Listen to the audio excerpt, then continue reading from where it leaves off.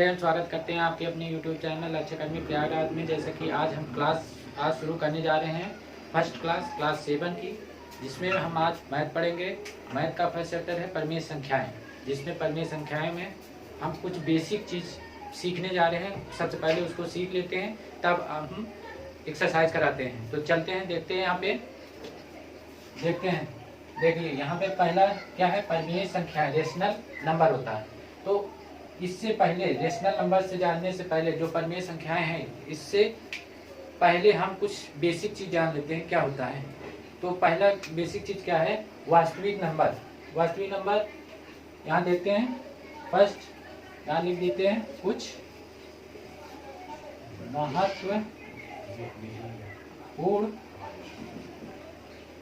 महत्वपूर्ण नियम।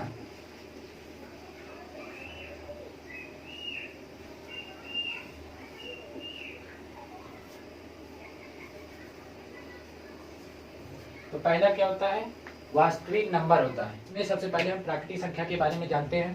प्राकृतिक संख्या क्या होती है, वह संख्या जो 1 से अनंत तक लिखी जा रही है उसे हम प्राकृतिक संख्या बोलते हैं। प्राकृतिक संख्या वह संख्या होती है जो 1 से अनंत तक लिखी जाए, अनंत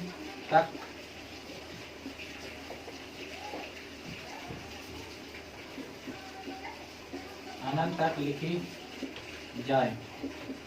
एग्जाम्पल 1 2 3 4 5 6 7 10 अनंत तक।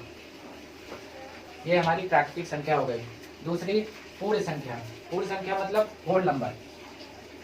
तो यहाँ पे देखते हैं होल नंबर क्या होता है।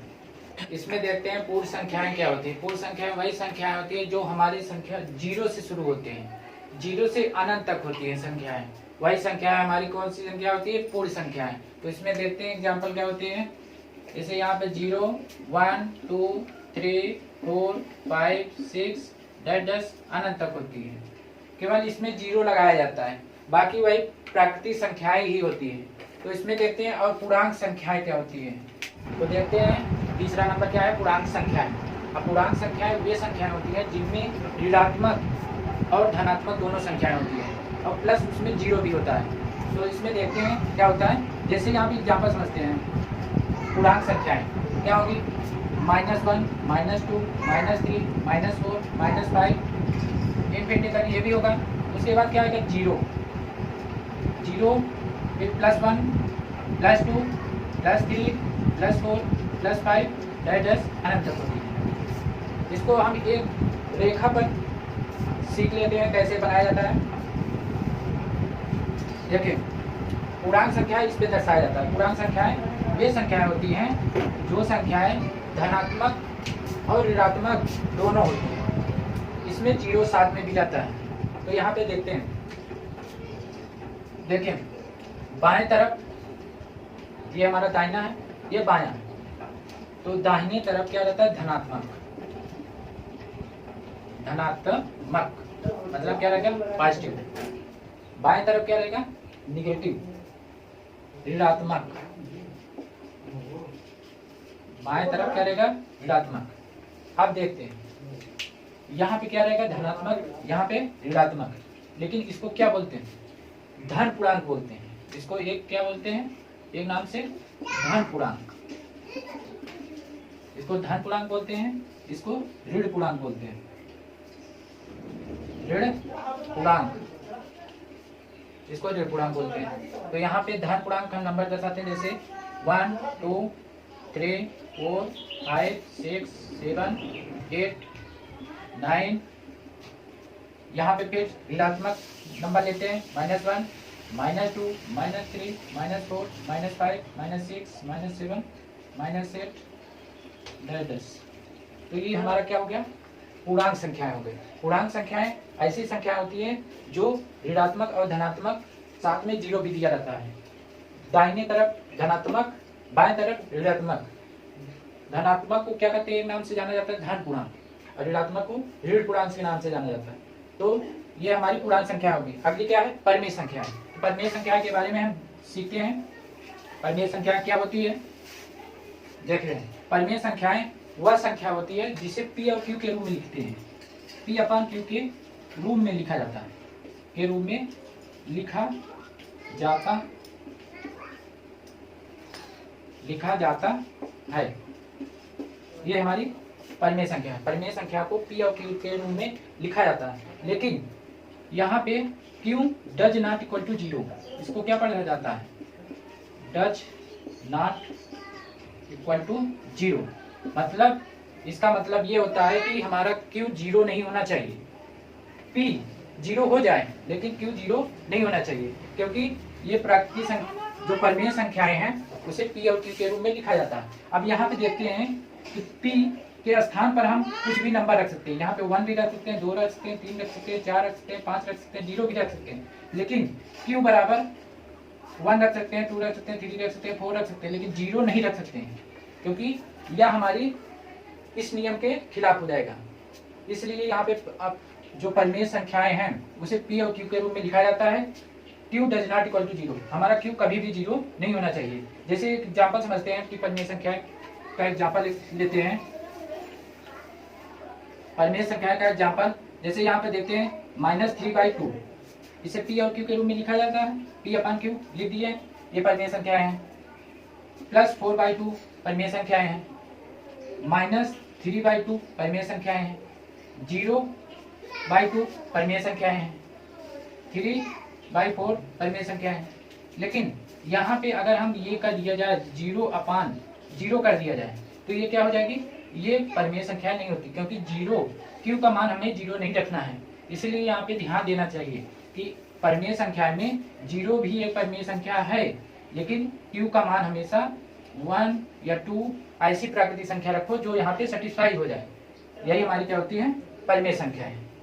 अब क्या आता है, भाज्य संख्या। अब भाज्य संख्याएं क्या होती है उसको देखते हैं। भाज्य संख्याएं वे संख्या होती है जो 2 से विभाज्य हो जाए, मतलब 2 से कट जाए, पूरी तरह से भाग देने पर कट जाए। तो यह वह संख्या होती है, वह संख्या होती है जो 2 से विभाज्य हो जाए, विभाज्य हो जाए।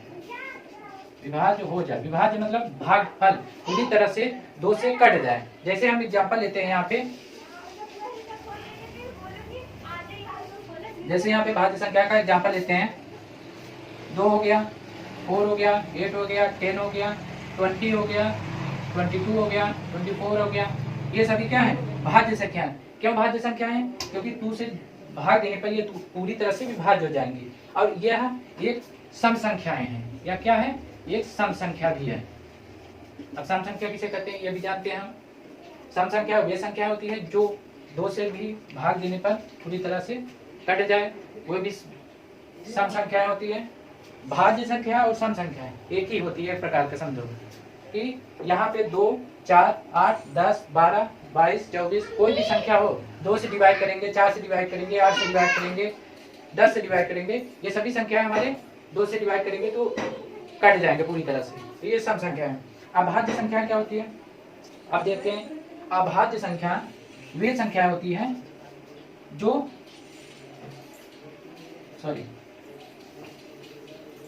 अभाज्य संख्या वे संख्याएं होती है जो 2 से विभाज्य न हो, जो 2 से विभाज्य न हो। तो आपके मन में एक सवाल आता होगा कि ये तब किससे विभाज्य होगी। ये 2 से विभाज्य नहीं होती है, लेकिन 3 से विभाज्य हो जाए, 5 से विभाज्य हो जाए, 10 से विभाज्य हो जाए, 12 से विभाज्य, लेकिन सब संख्याएं विभाज्य नहीं होती। वे संख्याएं होती हैं जो 2 से विभाज्य ना हो। इसका मतलब इसमें वही संख्याएं आती हैं जो हमारी विषम संख्याएं होती हैं। क्या होती है, विषम संख्याएं होती है। जैसे ही विषम, अब जान लेते हैं विषम संख्या क्या होती है। तो इसमें जानते हैं विषम संख्याएं, विषम संख्या अब विषम संख्या क्या होती है? 1, क्योंकि ये 1 से ही कटेगा। 3, ये 3 ही नंबर से कटे जाएगा। 5, 7, 9, 11, 13, 15, ये सभी क्या है? अभाज्य संख्या है, जो 2 से भाग देने पे ना कटे, वो हमारे अभाज्य संख्या है। और एक विषम संख्या भी है। अब सहभाज्य संख्या, अब इसके बारे में जानते हैं। अब सहभाज्य संख्या क्या होती है? सहभाज्य संख्या वे संख्याएं होती हैं जो सेल्फ नंबर मतलब स्वयं नंबर से ही कटे। अब इसमें देखते हैं स्वयं नंबर कौन सा होता है? खुद से ही कटे, भाग देने पर अपने से ही कट जाए, वह हमारी क्या कहलाती है? सहभाज्य संख्या। सहभाज्य संख्या एक विषम संख्या ही होती है। तो उसमें देखते हैं सहभाज्य संख्याएं 1, 3, 5, यहाँ पे एग्जाम्पल है 1, 3, 5, 7, 9। अब देखते हैं यहाँ पे 9 अगर लेंगे तो यहाँ 9 3 से डिवाइड करेंगे तो ये 9 कट जाएगा, इसीलिए यह सहभाज्य संख्या नहीं है 9। तो यहाँ पे 9 हटा देंगे। 11 को हम डिवाइड करेंगे। 11 को अगर किसी संख्या से काटेंगे क्या कटेगा? नहीं कटेगा, ये 11 से ही कटे जाएगा एक बार में।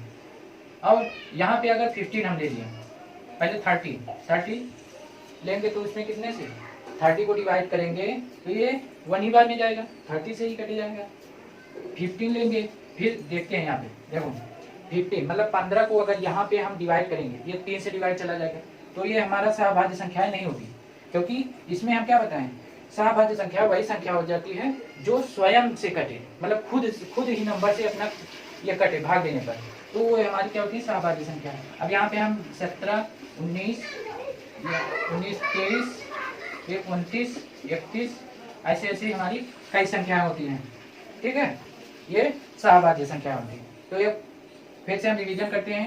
सबसे पहले क्या पढ़े थे हम? देखते हैं परिमेय संख्या हमारा चैप्टर है, कुछ महत्वपूर्ण नियम है। इसमें जो प्राकृतिक संख्या है, पहले क्या पढ़े थे? प्राकृतिक संख्या। प्राकृतिक संख्या क्या होती है? प्राकृतिक संख्या वही संख्या होती है जो 1 से अनंत तक लिखी जा सके। मतलब इसमें क्या होगा? 1, 2, 3, 4, 5, 6, 7, 8, 9। अब पूर्ण संख्या क्या होती है? 0, 1, 2, 3, 4, 5, 6, 7, 8, 9। अब इसमें एक क्वेश्चन पूछता है कि क्या प्राकृतिक संख्या ये पूर्ण संख्याएं हैं? नहीं। क्यों नहीं है? क्योंकि प्राकृतिक संख्या 1 से 9 अनंत तक लिखी जा सकती है, लेकिन यहाँ पे पूर्ण संख्याएं में 0 ऐड हो जाता है। जब पूर्ण संख्या 0 ऐड हो जाता है तो वो प्राकृतिक संख्या मतलब हमारा पूर्ण संख्या नहीं होती है। अब पूर्ण संख्या और पूर्णांक संख्या के बारे में जानते हैं। पूर्णांक संख्या अभी हम पढ़े हैं, क्या पढ़े हैं कि पूर्णांक संख्या वही संख्या होती है जो संख्या ऋणात्मक और धनात्मक साथ में 0 दिया है, वो हमारी क्या संख्या कहलाती है? पूर्णांक संख्या है। जैसे -1, -2, -3, -4, 0, 1, 2, 3, 4, 5 ये हमारी क्या है? पूर्णांक संख्या है। अब परिमेय संख्या है जिसे P और Q के रूप में लिखा जा सकता है, और Q does not equal to 0 मतलब Q का मान हमारा 0 नहीं होना चाहिए। अब P का मान यहाँ पे हम प्राकृतिक संख्या कोई भी प्राकृतिक संख्या रख सकते हैं, 0 भी रख सकते हैं, लेकिन Q का मान 0 हम कभी नहीं रख सकते हैं, ये ध्यान देना अपना। अब क्या पढ़ते हैं? भाज्य संख्या। भाज्य संख्या वे संख्या होती है जो 2 से डिवाइड करने पे पूरी तरह से कट जाए। अभाज्य संख्या है, अभाज्य संख्या वे संख्या होती है जो 2 से ना कटे, भाग देने पे पूरी तरह से ना कटे। तो सहभाज्य संख्या क्या होती है? अब सहभाज्य संख्या वही संख्या होती है जो स्वयं से मतलब खुद नंबर से ही कटे, जैसे 1, 3, 5, 7, 11, 13, 17, 19, 23, 29, 31। ये हमारा क्या है? फर्स्ट चैप्टर का कुछ बेसिक चीज यहाँ पे हम आप लोगों को बता दिए हैं। तो आज का चैप्टर यहीं पे हम समाप्त करते हैं। कल से कुछ नए सिरे से इसका चैप्टर करवाएंगे 1 का A। तो उसमें हम क्या होता है? परिमेय संख्या है, प्राकृतिक संख्या है, पूर्ण संख्या है, पूर्णांक संख्या है, परिमेय संख्या, भाज्य संख्या, अभाज्य संख्या, सहभाज्य संख्या, ये सभी बता दिए हैं। आप लोग पढ़ लीजिए इसको, तो उसके बारे में आगे नेक्स्ट चैप्टर में इसको सिखाएंगे कैसे क्या होता है।